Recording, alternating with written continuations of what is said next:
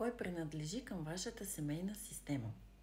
Към вашата семейна система принадлежат всички неродени деца.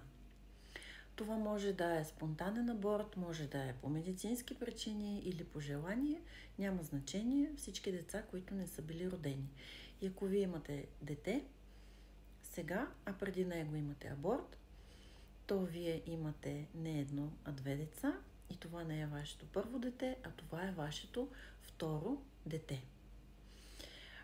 Към вашата семейна система принадлежат бивши съпрузи, съпруги, партньори на вашите родители и техните деца, ако е имало такива.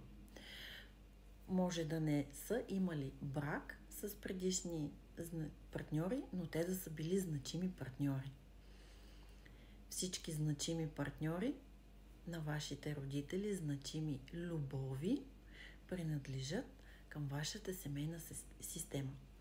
Ако вие имате актуално семейство, това е семейството с съпруга ви, към вашето актуално семейство принадлежат и бившите партньори на вашия съпруг или съпруга.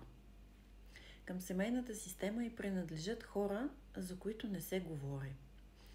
Това може да е някой, който имал психично разстройство или е бил алкохолик, някой, който се е самоубил и не се е говорил за това, някой, който е извършил убийство и не се е говорил за това, тайна някаква, която е имал в семейството.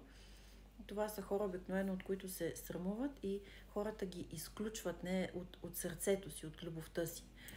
Но те също принадлежат към семейната система.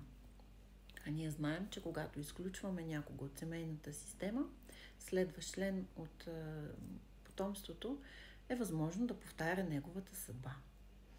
Също така, към семейната система принадлежат и благодетели.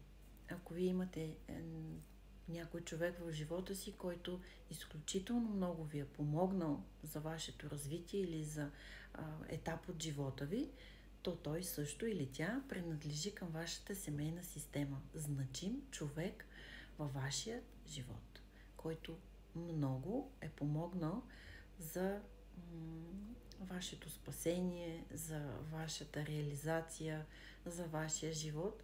Обикновено казваме благодетел.